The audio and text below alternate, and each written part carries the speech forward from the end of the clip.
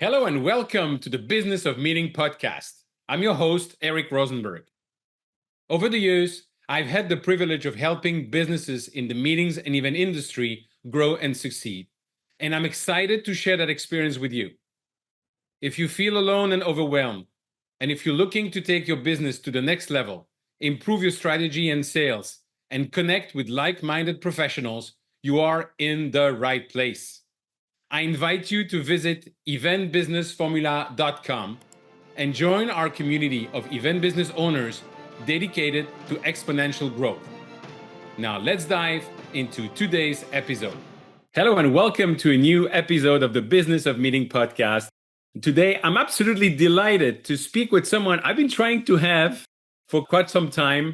He's so well known in our industry and outside of industry, but his whole career is now focused on helping people with LinkedIn, helping people with social selling, your presence online, all the things that none of us are interested in, of course. And so it is my pleasure to have the founder and CEO of BlissPoint Consulting, the Richard Bliss himself. Richard, thank you so much for being with me today. Eric, thank you for having me. That's quite some introduction. Thank you for that. Well, if I only listen to all the people that were in your standing only room at IMEX about your session, I'm sure it's an understatement the way I'm introducing you. So that's what it is. I appreciate that. And IMEX was a lot of fun. There were a lot of energy there, a lot of people, very excited. I'm always happy to be able to have a contribution to people who are having such an impact on the industry. Absolutely. Starting with my friend Taylor Smith, that you had to work a lot during your session, right? Yeah, Taylor and I met several months ago, maybe even a year ago, when I was speaking at an event, and she came up to me and she just was so excited. And we have enjoyed our conversations back and forth as I've continued to work with her and her organization over at Meetings Today magazine. Wonderful. Now, I was surprised, and you told me your kids didn't even know that before. I was surprised to see that your career actually started with 14 years in the National Guard, and that you are a captain. So Captain Richard, can you please let us know how that happened and what is your journey until becoming an entrepreneur? Captain Bliss, right? I have a big B under my shirt. I can just rip it off in a big B and I fly around and solve LinkedIn problems. No, thank you for that. And I started my career, as my team likes to say, in the late 1900s. Early technology adoption, WordPerfect Corporation. Many people who are of a certain age and experience remember that. And then I've had over the years, the opportunity, I've traveled extensively. I've spoken in 22 countries. I've had my own technology conference that I've hosted in Buenos Aires, in Santiago, Chile, and Sydney, and Auckland, Berlin, all over the world, helping people understand how technology, particularly technology, is having an impact on them personally and professionally.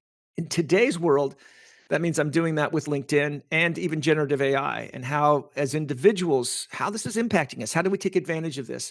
And sometimes it can be a little overwhelming for folks. And so one of my goals is to simplify that, clarify it, and make it easy for them to understand how to implement it immediately in their lives without worrying about becoming a prompt engineer or how do I do this? One thing on your LinkedIn I saw was that when you went from the army to corporate America, you work at Novel, and you were a global evangelist. And I couldn't help but smile as a small anecdote, because I have a friend who used to work for Apple, Thierry Doyen, and I was a student back the same time. And I remember being at a conference in the US, going to see him in California and asking, what are you doing? And he said, I'm a global evangelist for Apple. I said, that's great. What do you do? He said, you've seen those people preaching on TV? I said, yes, I manage all their technology. And he said, oh, that's great. And then he started laughing. He said, no, Eric, I'm convincing people to work with Apple. And that's what I'm doing. And so you've been doing that for 2 years. Is correct? Yeah, I did it for quite some time. It was a role I have been involved with. Now, this makes me sound really old. Email, since some of the earliest days that email became a business platform. So I've been in the business space. And during the late 90s, I became one of the leading voices in the industry on email security, as there were viruses that started to proliferate across, because the internet was new. And so I've been on CNN a couple of times, headline news, talking about security. And so email was one of the key things that Novell had, and it was out in front with that. And so I spent significant years as a vendor, as a partner, as an employee, convincing people how to deploy and take advantage of the email technology in a personal and professional way.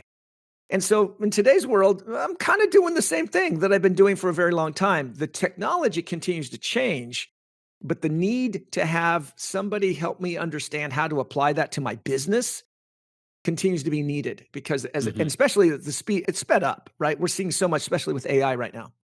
Absolutely. Now, fast forward, you decide to start your own business. And I know a lot of people that are listening for various reasons are now deciding to start their own business or started their own business in the past. What was the trigger for you to decide to go on your own? And tell us a little bit about the beginning of growing that business. I was the chief marketing officer for a software company. And because they were a startup at the time, I agreed to come on board as a commission-only employee, as the chief marketing officer. So I would not take a salary unless the company made money. And if it did, I would take a tiny fraction of the revenue. And the company was under $1 million. And in the years that I worked with them, we grew it to over 10 million global revenue. Well, that meant my paycheck got bigger and bigger as time went on. And then one day, the founder of the company called me up and said, Richard, you're making more money than I am. I thought this was coming. Yeah. Right? Yeah. So he fired me and gave my job to my wife. Right? Okay. Yes. Now ex-wife. It was a very awkward situation. And here's what happened, Eric. I had spent nearly 2 decades building my personal brand globally, that I was headline news. I am the leading authority in my subject. And yet now suddenly that network, that reputation has all been taken away. And I can't go work for a competitor, right? What do I do? And I had to literally reinvent myself. And so I did several things. One, I started a podcast that ran for a decade, a very successful podcast. I self-published a book, which is not necessarily a good idea when you're the only editor. There's spelling errors on the back cover. I was like, don't do that. Get some professional help. I taught myself how to use social media at the time. My Twitter accounts, I had 2 Twitter accounts. They grew to 25,000 followers each. And I taught myself LinkedIn and how to use that tool. I don't refer to it as a social media tool. I refer to it as a business media tool and how to use it for business. And as I was doing all of this, reinventing myself, a company reached out to me here in Silicon Valley where I live and said, hey, we need somebody on our staff, on our team that can write. Good thing they didn't read the back cover of my book, who understands technology, who can work with executives, lives in Silicon Valley, and is available immediately and willing to do it for $800 a month. Are you interested? And I said, the last part is interesting. I said, absolutely yes. Now, why? It's because the individual that I was going to be working with was a gentleman by the name of Tom Mendoza. His company is a $6 billion tech company called NetApp. And that company is one of the pioneers in Silicon Valley. And Tom was a very well-known, established, he was the vice chairman and former president of the $6 billion company. And I'm going to help him develop his online presence. Well, you know where this is going. That opens doors. And I saw the door open and said, I will step through that door and take advantage of that. And shortly after that, I started writing and working with the chief legal officer, the head of chief revenue officer. And then they had me training the salespeople. And then after several years, another company CEO recruited me and said, can you come to do for us what you did for them? And I was there doing the same thing. And then a time came in transition where that CEO and Mr. Mendoza, whose name happens to be on the side of the business school at the University of Notre Dame, the Mendoza College of Business, it's his name. He's the one who gave them they both came to me and said, Richard, you need to do this for yourself, not go work for someone else, but be your own entrepreneur. They became my first clients. NetApp became one of my clients. My former company became a client. All of a sudden, all of these networks and contacts I had made lined up to become my clients, helping them, either the executive or the sales team or the marketing teams, how to leverage this business media because it doesn't follow the normal rules of social media. And so that's how I don't know is that cheating? when I had basically patrons, mentors who are willing to step up and say, we will support you immediately if you step out and allow us to be more successful at what we're doing. And so that's kind of positioned myself in that way. And that was almost 7 years ago. And right now, business is good. Amazing. I was thinking this is luck, and then immediately thought actually Richard create his own luck and create the environment so that he can have luck. Yeah, that's absolutely right. I have believed in that my whole life as I've traveled the world personally and professionally, that if you are willing to put yourself in the path of providence, it will carry you along to the next opportunity, and that doors open. There's a proverbial when one door closes, another door opens. Well, yeah. And I had 5 daughters, and they all refer to it as the same thing. We have what we call bliss luck. And whether it's international traveling, I have the best luck when it comes to traveling internationally, or when it comes to serendipitous events, meeting someone, it doesn't matter. If you're always open to the idea that the universe wants to bring you good luck, guess what? It does. That's Absolutely. A little mystical. That's a little bit of mystical talk here for our podcast, Eric. Oh, I don't care. That's why I love to have my own podcast. I talk with the people that the topic they want to talk about. And by the way, I think that spirituality, mystic and everything, it's part of also of life. So it's all good. It really is. It is. It's very important to us. So not almost. I had 2 less daughters, but we have the same say in the family and about the luck. I actually learned that from somebody who was a captain of industry. His name was Julien Bett when I was a child. And he was like 2 houses down the street. Ah, really? And yes. I get to know him. And he was really a big captain of industry in my hometown. And he was telling me that when he led that company, the last interview would be with him. So the new engineer will be hired, but they will go through a series of interviews. The last interview was with him. And he told me that the first question he would ask someone, he said, do you have luck? And if the person was not saying yes, although he's an engineer himself, it was over. He would not hire that person. Interesting. Right. And in my family, they know. My daughter number 2 has married, and her husband has come to appreciate bliss luck, that he didn't really have it that much. But now suddenly everywhere he goes with my daughter, good things happen. And he's like, this is a great family to marry into, right? So it's nice to see, yes, that luck can follow you and be part of your the way you approach the world. Because honestly, Eric, the story I just shared with you could be viewed by somebody as a traumatic, anger, what a terrible thing. But no, it was a series of events that led me to where I am today, and my life has never been better. And why? Because a few lucky things happened. And $800 a month, people would say, that's crazy.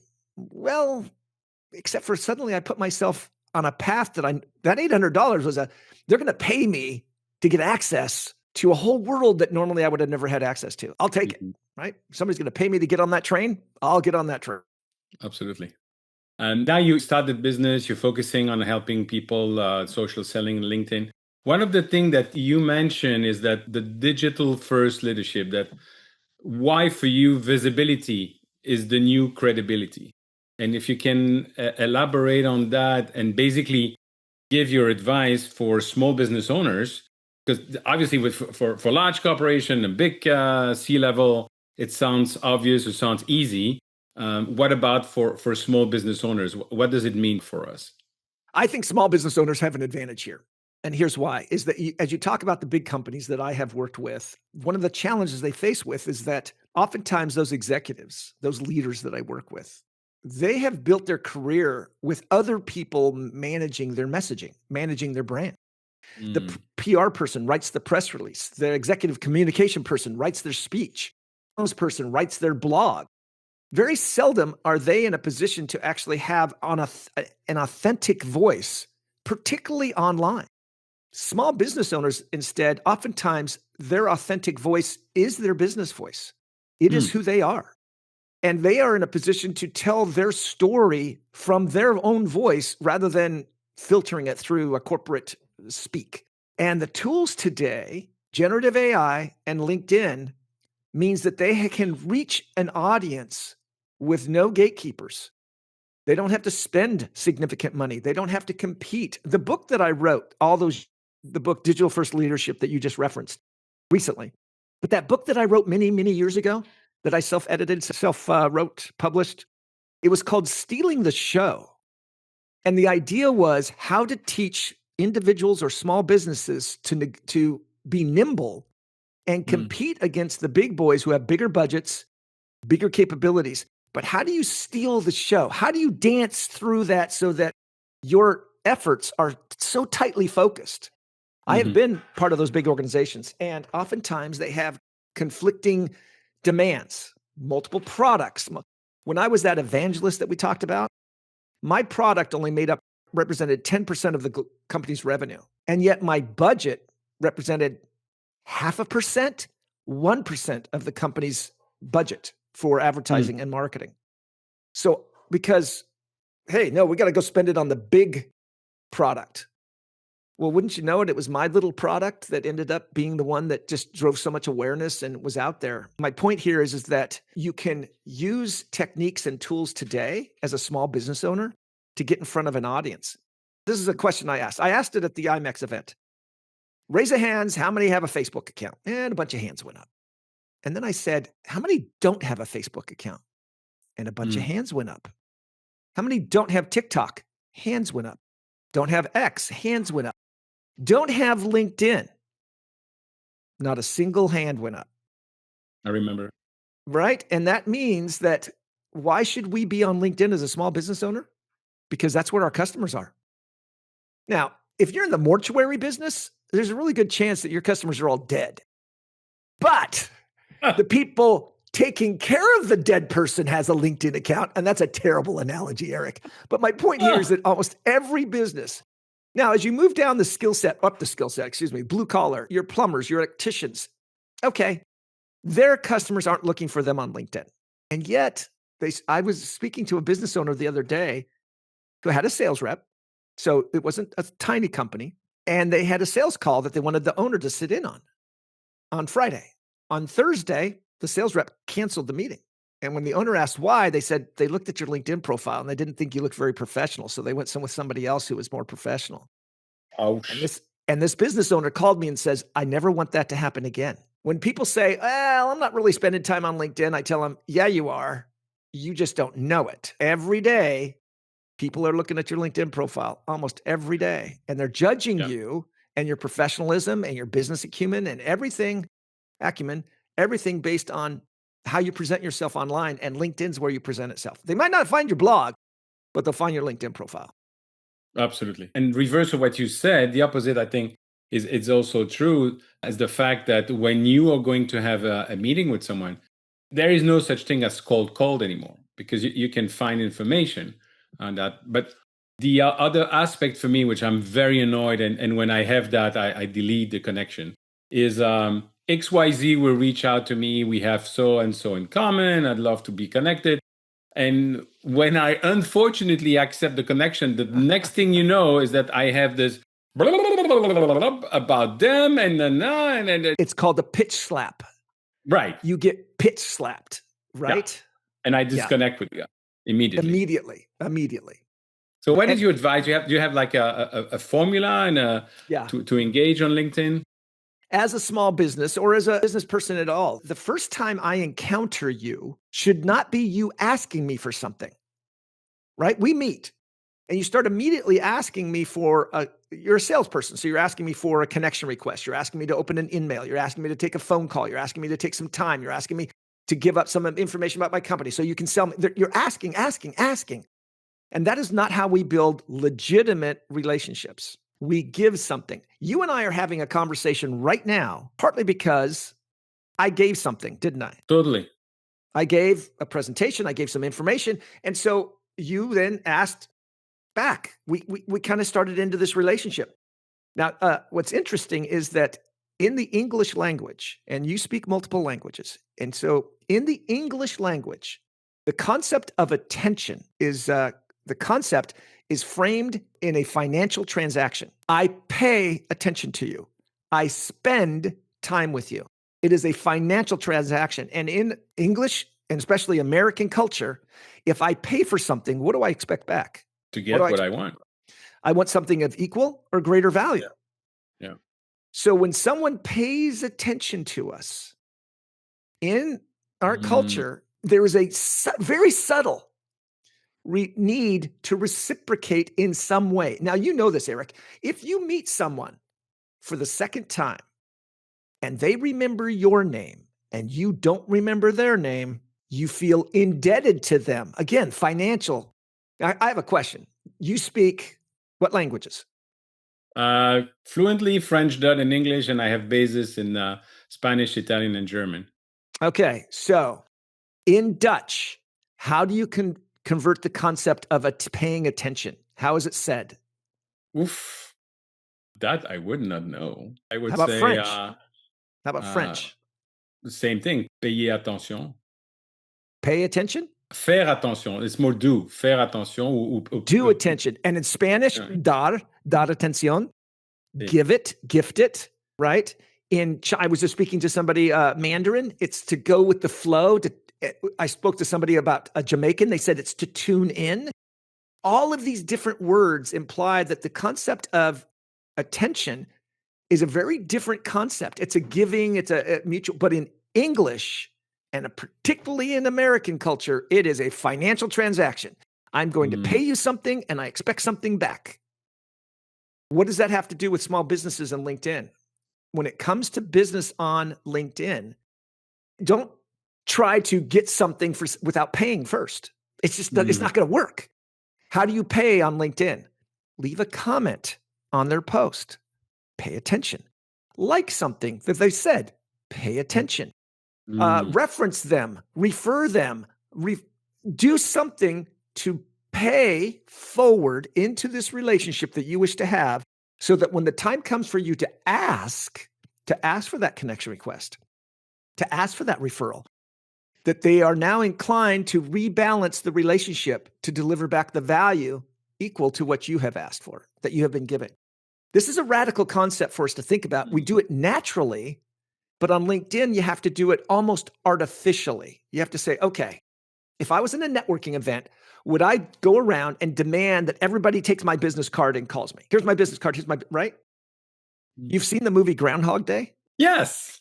Right? Ned Ryerson, needle-nosed Ned, is the one who stops Phil Connors on the street and goes, Phil Connors, and comes running up. He's got the hat on, and he's trying to sell insurance. Am I right? I'm right.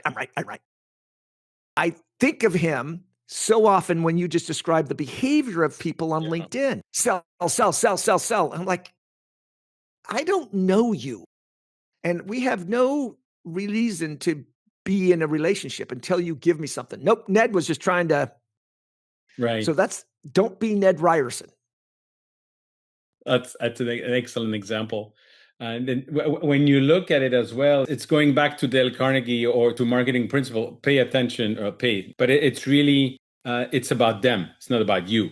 It's about them. That's right. And when I look at somebody's LinkedIn profile and read it, here's what this is counterintuitive, but it's always about them. Well, shouldn't it be? It's my resume. No, LinkedIn is not your resume.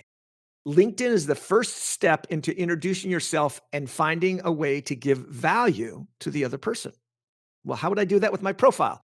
Your about section particularly should start off with your understanding of the problem and opportunity that your prospects and customers either are struggling with or like to achieve.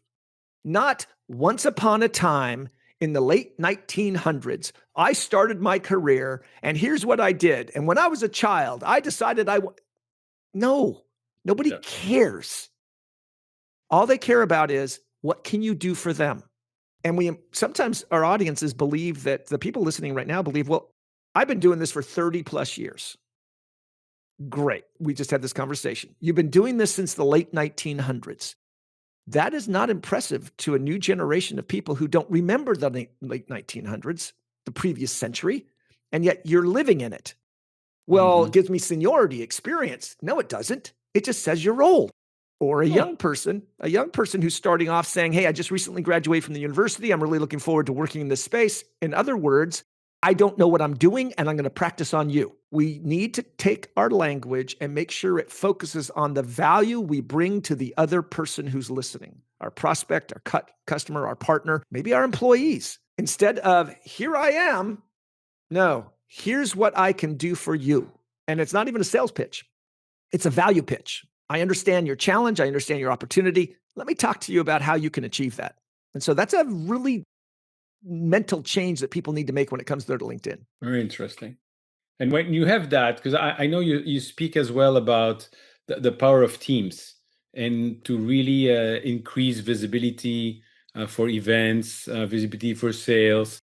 How do you do that when you have a small business?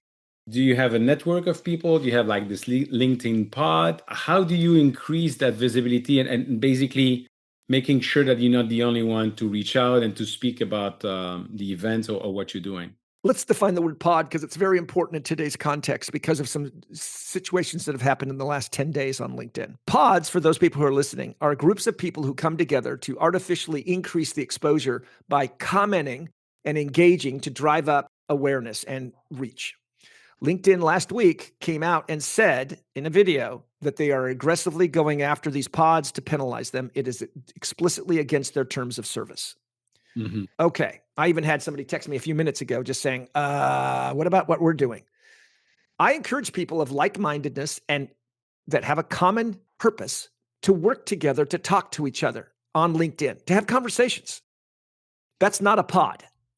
That is a group of people who are supporting each other in a purposeful way. Pods are when you throw your post out there and a bunch of people from some far off country just simply comment on it because they're getting paid and you're paying, and that's what LinkedIn's going after. The best way, though, Eric, more than anything for a small business is two things. Number one, they should be actively commenting on the conversations that are already happening with their customers, their partners, and their vendors. And when I say comment, I don't mean thanks for sharing. That's not a comment. Congratulations. That's a congratulations. Instead, I love what you have to say here. One of the things I took away from what you just said was this, and this, and I can see how it would do this. Do you see a change in how it works here? Because this is what I'm seeing in my business and blah, blah, blah. Thanks for sharing. That comment is now part of a conversation. And LinkedIn is reading those comments that you are leaving on other people's posts to determine whether you should be seen by more people. So you need to be talking to other people. You can't just sit there. It's not SEO. You can't just sit there and have people just come to your profile. You have to be active on the platform. Number two is if you're a small business, you should have a small business LinkedIn company page. And from that company page, it doesn't cost anything. Anybody can have one. I've got several because I have a speaking business and I have my business and I have a podcast page. So go for it. Now take that business page and go comment on other people's content from your business page, adding that business, very focused business topic and advice that you can provide. Those two things are going to drive the awareness of your brand, your topic authority, which is what LinkedIn's now looking for. Are you an authority on a particular topic? As a small business, whether that's plumbing or event planning, you should become a topic authority because think about event planners and meeting planners. They're in the storytelling business. They really are. People are going to come to their event. Yeah, they're going to get something out of it, but they're probably going to feel something out of it. And you and I both have memories of, remember that event? You go to an event and it's just like something touched you. And that's the goal of meeting planners, is to make sure that people walk away with the experience, not just we had an event and got an excuse to sit around and drink mimosas and do whatever. Yeah, right? Absolutely. But you're talking about commenting, this is great. And with generative AI, I'm very concerned of people that doing exactly what you recommend, but in the meantime, they're using AI to create the answer. So as somebody who would post, and I have to comment on what a machine has been creating, where is the line between being authentic and vulnerable, and in the meantime, doing what's right for the algorithm? So generative AI, fantastic tool to help us streamline, help us be creative, help us get ideas. And yet, as you've just pointed out, it can be a crutch that we use to actually do it for us. And so there's a couple of things here that we can talk about. One, LinkedIn is becoming aware of generative AI's influence on the platform, and they are now with their own AI engine, basically flagging that and penalizing it. So if you're using pure AI to write your content, LinkedIn's up, they're on to you. Now, there are tools out there that'll help you comment. Let me give you an example. I work with a lot of executives, and I'll help them write content. So basically, I'm their AI engine. I talk to them, I put something in front of them, they agree to, did I get their voice? And yet, I never comment for them because a comment is extremely personal. It really is. Yeah. And that means our comments are the best place for us to show our authenticity. You don't even have to post anything. I recommend you do, but LinkedIn is not a content engine. It's a conversation engine. And so your comments should be from you. And I still use AI heavily with Claude and ChatGPT because I have trained them with hours of conversation I've had with ChatGPT and Claude. I've spent hours with these tools talking to them, teaching them about what motivates me. It has copies of all the transcripts from my books, my videos, everything I've ever done. I've written a personal bio for my AI, and it would never know because they're personal. And so I've trained it to know who I am and what I stand for, so that when it comes time to create something, I can go to it and have high confidence that it's going to give me something back in my voice with my ideas. Yes. And I got to tell you, Eric, there's been great times where it makes a connection that I forgot. I'm like, yeah. And one of those I had that. It was fascinating. And that is using AI for me in the ideal way. I launched my own AI at IMEX, actually, Eric AI, because of serendipity, because I met somebody that came with a friend to my house and that we start talking. And that's what he's doing. And they have literally the best proprietary technology in the world. But the point I wanted to make is based on what you just said. I was showing that to some friends who ask questions like, I'm taking over as a CEO, and what do you advise me to do the first 60 days? And was like, what would I say? Right? And actually, my AI was like, oh my God, I feel like I'm listening to you, and this is great. Can you send me the answers? And then I went back to the guy in the company that is doing the text. How do you do that? He said, because it's more than your knowledge. Yes. It is your wisdom. And that they bring together. Somebody said, aren't you worried about giving away your intellectual property? I said, my intellectual property is the value that I bring. It's the execution of my intellectual property. That's the value I bring. Absolutely. And I can give it away for free all day long, but are people going to do it unless I find a way to personally motivate them or overcome their individual challenges? Yeah. But you were going to say something. Yeah, I was just in line of what you just said about posting, and it's almost the end of the year. I'm telling all the people I'm coaching that you should plan with your having your dashboard, your KPIs for next year. And one of the KPI is on LinkedIn, how many comments you should do per week, how many posts you should do, should be a carousel, should be a post, should be a blog, a video. So sorry to go so tactical, but what would be your recommendations? I have some basic recommendations for people. These are the ones just as a minimum. You should be spending a few minutes a day, to leave 3 comments on 3 different individuals. And again, those comments can't be congrats. They have to be added substantive to the conversation. 3 comments. Who should you comment on? Well, people that you first degree connections, people in your company, people in your industry, and then strangers. People who you'd like to know, people who you would like they know who you are. Comment. Go find these conversations. And LinkedIn's new search algorithm that just came out last week now allows you to type in and say, find me a meeting planner, right, in this city who wants this topic. And it'll go. LinkedIn's now search engines have just been rolling out in the last week and a half, doing that exact thing. Amazing. So that you can go find the people you're looking for to go talk to them. And you don't need premium to make this happen. You don't need Sales Navigator to make this happen. So 3 comments a day. And then, if possible, at least 1 post a week. Now, I've been on the road. I just got back from Iceland. I've been in London. I've been all over the US. And have I been able to do 1 post a week? I have not. And am I suffering for it? A little bit. But if you can, one post a week, just one, something to say, something to talk about. And that is about all you need to do to feel okay. Somebody asked me in my Iceland presentation this week, well, what looks good? What can I do that looks good? What's a good behavior? And I turned around and said, 3 comments a day. Everybody in the room laughed because I had just told him. Right. Just 3 comments. You don't have to overachieve here. Just start making a memory muscle that you just every day, I'm going to go in and network with an audience so that I can drive my business forward. Brilliant. When it comes to posting, you say once a week.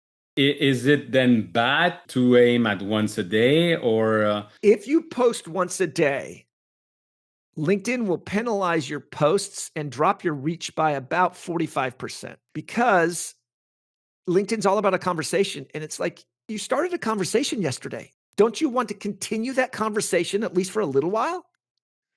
And if you just start a new conversation every day, LinkedIn's like, all right, well, we'll just reset every day. We'll reset and start a new conversation and reset, never giving some of those conversations a chance to run and be seen by a wider audience because you only get one conversation at a time. And so when you start a post today, it stops promoting the post from yesterday. And when you post tomorrow, today's post will be shut down. Interesting. And so watch your posts and see the ones that take off that really got people talking, let it run. Don't get in the way. Don't be in the hurry to change the topic. Just let it go. Comment back on your own post to people who are talking. And then give it a couple of days, maybe 1 day, maybe 2 days, maybe 3 days. So generally speaking, don't post once a day. Now that's really that's counterintuitive. That's anti everything you hear, but I'm glad you say that.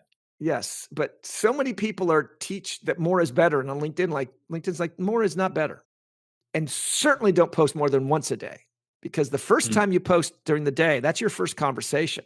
Every post you do after that during the day, LinkedIn they just hide it. People can see it on your profile, but it doesn't go anywhere. LinkedIn does not push it out to your network. So you can post as much as you want. LinkedIn's like, yeah, we'll let you, but we're not going to actually let you. So what is the ideal number? Because you say, minimum once a week, but... I would say 3 times a week would be an optimal number. And then watch it. You can't also make it automated because one of those posts is going to do really, really well. And if one of those posts fails, well, then start another conversation the next day because that one didn't do anything. So why let it sit there with nobody seeing it? Why don't you just start So what I'm sharing here is that automation on LinkedIn is really hard to be successful because LinkedIn is looking for organic, authentic, real-time engagement. And if we're automating it all, then LinkedIn knows that. They're like, you're not here. Why should we promote this? If you're trying to start a conversation and you're not even showing up for it, why should we promote this to other people? That's not a happy news for a lot of people who are trying to automate and make this easier. I just made it harder. Well, it depends if you just want no efforts or you want results.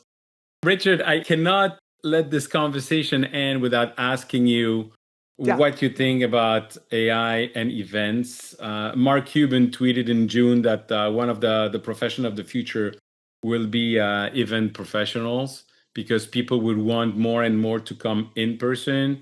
What's your view on that? And also when it comes to social selling, do you do any preparation before going to a specific conference in order to let people know that you're coming? Absolutely. So let's address the first one was event planners. And yes, the real person in person, I want to see your face. I want to connect with you. Can't be overstated. We saw what happened when we became isolated with the pandemic. And a couple of ironic things happened is one, we became more intimate with each other, which is, again, counterintuitive. I am in your house and you are in my house at this very moment, right? You can see cars going by me. I can see the books on your shelf. We never had this level of intimacy at the personal lives of each other until the pandemic changed that. And yet we still are missing that in-person connection, the feel of that handshake, the ability to truly look someone in the eyes. And so that will continue to be a powerful tool. I'm heavily involved in the board game industry, and more board game conventions are growing because people want the chance to sit across from the table and have a shared experience. And so even this morning, I'm giving a speech in April for a whole different industry. And the one thing they wanted to ask me was, could I possibly bring some board games? I'm like, okay. And in Iceland, when I was just in Iceland, same thing. Hey, this board game thing, could you possibly think about doing some board games the next time you come speak at our event in Iceland? And it's like, why? Because that's something that's bringing us together that we can't do virtually. Yeah, you can play a video game, but the idea of coming together to share a mutual storytelling experience like a board game is just like coming together for a meeting event where we have a shared experience. We listen to somebody, we connect with each other, we share our stories. That can't be taken away. The other one that you asked me is I completely forgot. What was the second question? What can you do before going to an event using, Because I know you share a brilliant example. I shared this example that you heard at the IMEX event. And that is, and I did it just with the event I was just at. When you register for the event, they often have the app that allows you to see the attendees. Go through that list. Identify the ones that you would like to meet, get to know, connect with.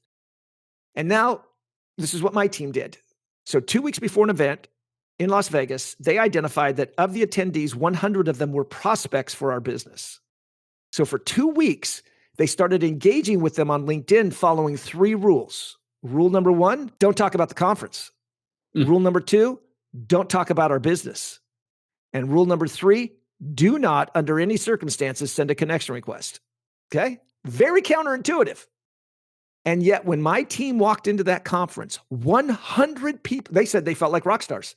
100 people were like, it is so great to meet you in person. And then either they or the prospect initiated a connection request on LinkedIn on the spot. And you already know the answer, Eric, but I'll tell your audience, of the 100 prospects, 100% accepted a connection request on LinkedIn on the spot, and 22 accepted a follow-up sales call. What should you be doing before an event? You should be building that relationship so that when you walk in the door, you're already known to each other. You have paid attention to them so that when you meet in person, they reciprocate and give you something back in value by paying attention to you. And so those would be the advice that I would provide. Thank you. Richard, my 2 last questions to end. But the first one, what people do if they want to get in touch with you? LinkedIn's probably the easiest way, or my email address is, they can just email me, rbliss, like Richard Bliss, but just rbliss at BlissCorp, BlissCorp.com is the easiest way for the people to reach out to me. Wonderful. And my last one, when we meet again in 1 year with a bottle of champagne, what are we going to celebrate? We're going to celebrate that so many people listen to this podcast that they have reached out to you by email and said, it changed my business. Thank you, Eric, for having this opportunity for me to learn so many good things. That's what's going to happen in a year from now. And thank you, Richard, for taking the time to speak with me today. Eric, it's been my pleasure. Thanks for having me. Thank you for tuning in to the Business of Meeting podcast. I hope you found today's episode valuable. If you enjoyed the show, the most important thing you can do is leave a review and share it with your colleagues. It really helps spread the word. I truly appreciate your support. And if you're ready to take your business to the next level, don't forget to visit eventbusinessformula.com to learn more about how we are helping even business owners like you. Thanks again for listening, and I'll see you next time.